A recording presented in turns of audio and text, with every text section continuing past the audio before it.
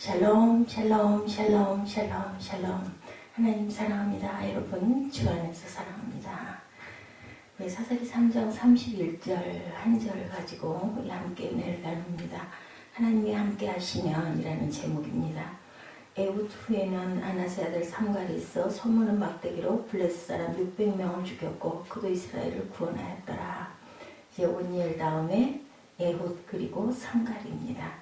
사람은 누구나 다 평화를 원하죠. 하지만 인류의 역사 가운데 전쟁이 없었던 날이 200년 정도밖에 안 된다라고 나타나 있다고 합니다.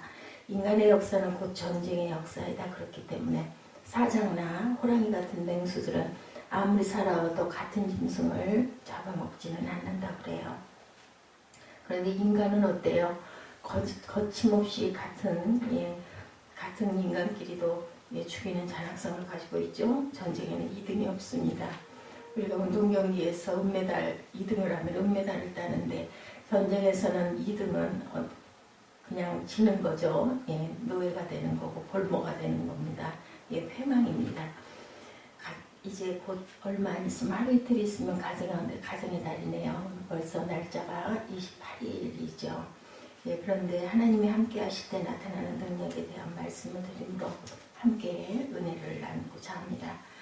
삼갈이라는 사람이 이스라엘 사사가 되어서 소를 모는 막대기로 블레셋 사람 600명을 죽이고 이스라엘을 구원한 그러한 기사입니다.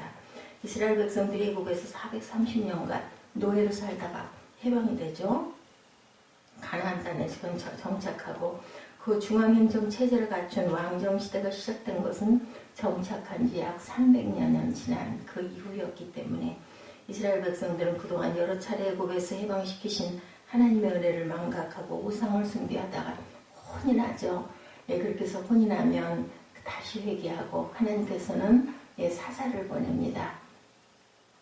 이 사사는 하나님의 말씀을 전할 뿐만 아니라 또한 이렇게 귀한 능력을 발휘해가지고 나라를 지키는 그러한 아주 귀한 인물이 되죠. 한없이 인자하신 하나님은 이들의 기도를 들으시고 유능한 지도자를 세워 다시 이스라엘을 구원하시는 일을 반복하셨습니다. 이처럼 중앙정부 시대가 시작되기 전 이스라엘 민족을 어려움에서 건지시고자 하나님이 세우신 지도자를 사사라 이렇게 하는데, 사사들은 이스라엘 나라의 정치적 군사적 통치자였을 뿐만 아니라 백성들을 신앙으로 교훈하는 영적 지도자이기도 했다. 유대인들은 사사기 성경 제목을 쇼페팀이라고 했는데 이는 지도자, 재판관이라는 뜻이죠. 한글 성경에는 사사기, 선비사, 스승사, 기록기 이렇게 나타나 있습니다. 삼갈이라는 사사가 활약할 때 이스라엘 나라가 블레셋 족속에게 억압을 당하고 있을 때였고, 블레셋은 지중해를 중심으로 무역을 해서 부유할 뿐만 아니라 해적 생활을 하면서 사로잡은 사람들을 애굽의 노예로 팔아넘기는 사람들이기도 했습니다. 이들은 악랄할 뿐만 아니라 전쟁에 익숙한 그러한 족속이었고, 그들은 가나안 거민 중에서도 이스라엘을 가장 괴롭혔던 그런 족속이기도 했습니다. 이러한 블레셋 사람들을 상대로 삼갈 사사가 소모는 나무 막대기 하나로 블레셋 사람 600명을 죽인 사건, 오늘의 사건이죠. 이것은 삼갈의 힘이 아닌 무슨 힘일까요? 하나님의 능력이죠. 여리고성이 무너진 것도 기적입니다. 하나님의 능력이었고, 이 말씀이 우리에게 주시는 교훈은 뭘까? 첫째, 하나님이 함께 하시면 약한 자가 이렇게 강한 자가 된다. 삼갈 사사가 소를 무는 막대기로 블레셋 적군 600명을 죽이고 나라를 구한 것은 하나님이 함께 하셨기 때문이다. 사사 삼손이 나귀 턱뼈 하나로 블레셋 사람 1000명을 죽이고 나라를 건진 것도 하나님께서 함께 하셨기 때문이고, 나이 어린 소년 다윗이 골리앗을 물맷돌 하나를 박아서 던져서 물맷돌 하나로 죽인 것도 하나님께서 함께 하심이고, 역시 다윗의 힘이 아니라 하나님의 능력이죠. 자, 몇 년 전 골리앗의 두개골이 발견되어서 화제를 모으기도 했었습니다. 두개골에 보통 사람보다 월등히 큰 그런 두개골을 발견하죠. 고고학자들이 예루살렘 성지 엘라 계곡에서 큰 두개골을 발견했는데 월등하게 보통 사람보다 컸다고 합니다. 그 안에 돌멩이가 박혀 있었는데 고고학자들이 그 두개골을 과학적으로 조사한 결과 3000여 년 전의 것을 밝혀졌다고 합니다. 다윗이 골리앗을 죽인 때가 기원전 1020년 그리고 2017년이죠 지금. 예, 지금으로부터 3034년 전에 것으로 나타났다 그러죠. 로마서 8장 31절에 하나님이 우리를 위하시면 누가 우리를 대적하리요, 이렇게 증거합니다. 하나님이 우리를 위하신다면 누구도 우리를 대적할 수가 없죠. 하나님이 함께 하시는 사람은 세상의 어떤 고난도 이기고 극복할 수가 있다는 겁니다. 그러므로 하나님이 우리와 항상 함께 하실 수 있도록 온 마음과 정성을 다해서 하나님을 섬겨야 되겠죠. 둘째, 하나님이 함께 하시면 무능한 사람이 유능한 사람이 됩니다. 예수님의 수제자 베드로 어땠어요? 정말 일자무식, 그죠? 초래 어부였을 뿐 불황무식이었습니다.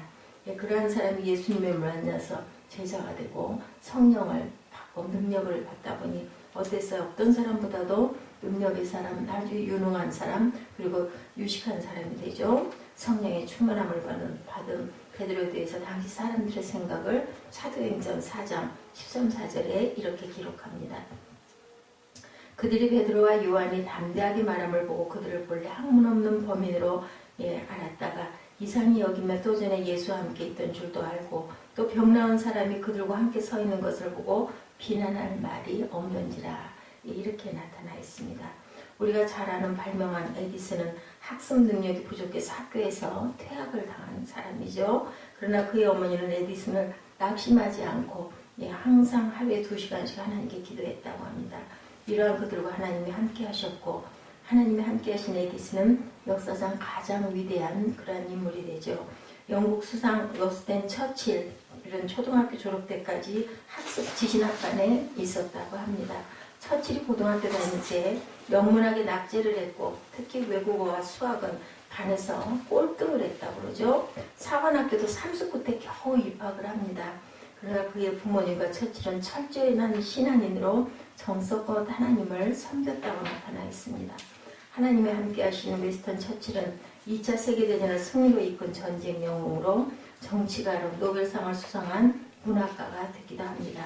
그런 영국 국민들이 가장 존경하는 인물이 되었죠. 이것이 곧 하나님을 의지하는 사람에게 나타나는 은혜와 능력이죠. 이를 볼 때 신앙의 힘이 얼마나 큰 것인가. 그러므로 우리는 하나님의 능력을 의지하고 온몸과 마음과 정성을 다해서 하나님을 섬겨야 되겠다. 세 번째, 하나님이 함께 하시면 천한 사람이 존귀하게 된다. 인간의 삶에 나타난 하나님의 능력에 대해서 사무엘상 2장 6절에서 8절에 말씀하시기를 야훼는 죽이기도 하시고 살리기도 하시며 수월에 내리기도 하시고 거기에서 올리기도 하시는도다.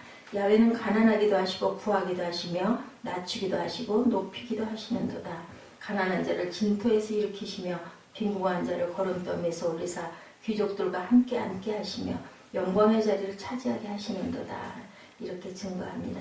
하나님께서 인간의 생사와 화복과 빈부귀천을 주관하신다. 가난한 집에서 태어나 큰 부자가 된 깁슨이라는 사람이 있었죠. 물레방앗간 심부름꾼으로 출발한 그는 자신에게 주어진 일에 최선을 다했고 온갖 고생 끝에 미국에 손꼽히는 부자가 됐습니다. 어느 날 기자가 방문해서 질문합니다. 아주 가난했던 어린 시절을 보내셨다고 들었는데 어떻게 이렇게 크게 성공했는지 비결을 말씀해 주십시오. 그러자 깁슨은 글쎄요, 굳이 성공이라고 한다면 3가지 신조가 있었습니다. 첫째, 절대로 술을 마시지 말 것. 둘째, 땀 흘리는 것을 싫어하지 말고 부지런히 일할 것. 셋째, 하나님을 잘 섬기고 만사를 의심하지 않는 것입니다. 이 3가지가 오늘날 나를 있게 한 것이죠. 이렇게 대답을 했다고 그러죠. 이야기를 들은 기자는 이상하다는 얼굴로 그건 누구나 다 알고 있는 사실 아닙니까? 이렇게 묻자 깁슨은 웃으며 대답합니다. 알고 있다는 사실은 그리 중요한 게 아닙니다. 안 것을 실천하는 것이 아주 사소한 일이라도 실천하지 않는다면 아무 소용이 없습니다. 이렇게 대답을 했다고 그러죠. 많이 아는 것도 중요하지만 그것보다 더 중요한 것은 사소한 일이라도 우리가 꾸준하게 실천해 나가는 것이 중요하다.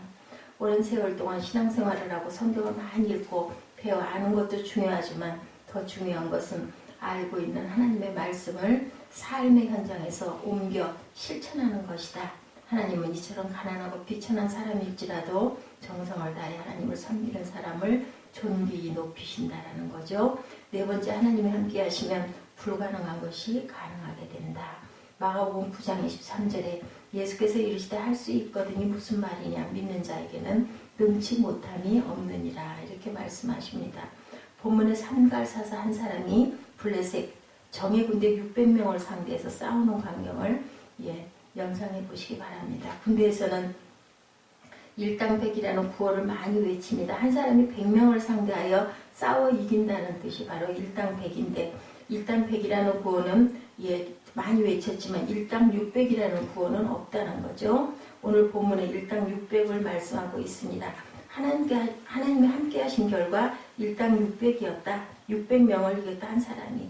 이것이 바로 하나님의 능력이고 하나님이 함께 하시는 부분이죠. 6.25 전쟁에서 이 나라를 지킨 것은 하나님이 베푸신 기적이었다. 정부를 부산으로 옮겨야 했던 절박한 상황이었죠. 거기에 메가더 장군의 인천 상륙작전이 없었으면 우리나라는 그만 공산당에도 먹히는 결과가 있었을 건데 인천 상륙작전이 일당 5천이었다고 합니다. 1대 5천의 확률을 뚫은 것이다. 이 기적은 메가더 장군의 깊은 믿음에서 내린 결단이었다고 합니다. 메가더 장군이 한국전쟁에 참전하기로 결심하면서 기도하기를 저는 전쟁을 원하지 않습니다. 그러나 저 작은 한반도 땅에 하나님의 의를 전할 수 있다면 저를 기꺼이 써주소서 하고 기도했다고 그러죠. 메가더 장군은 영혼을 사랑한 복음 전도자이기도 했고 메가더 장군이 일본에게 항복을 받아내는 일본에 대한 가장 큰 관심은 일본을 복음화하는 일이었다고 합니다. 1947년 당시 일본 내 선교사 총수가 315명이었는데 메가더 장군이 미국 교계에 직접 호소한 결과 3년 뒤 1950년에는 선교사가 2,500명에 이르르고 또한 그는 록펠러 재단에 직접 연락을 해서 일본의 기독대학을 세우도록 하고 메가더 장군은 일본어로 번역된 성경 1000만 권을 일본에게 전달했다고 합니다. 그는 52년간의 군생활을 마감하여 고백하기를 하나님의 계시에 따라 나의 임무를 완수하기 위해 노력했던 한 노병은 물러갑니다. 이렇게 고백했다고 그러죠. 6.25 전쟁은 단순한 국토를 뺏기는 전쟁이 아니었고 악한 사탄 마귀와 싸우는 그런 아주 영적 전쟁이었다. 이 전쟁에서 하나님은 하나님의 거룩하신 이름을 위해서 역사하시고 그 결과 세계 속에 우뚝 선 오늘의 대한민국이 되었다라는 거죠. 하나님은 어떤 사람과 함께 하시나 본문에 기록된 이스라엘의 사사 삼갈 오늘 말씀이 3장 31절 한 절입니다. 600명을 대상으로 싸울 생각을 어떻게 할 수가 있었겠는가.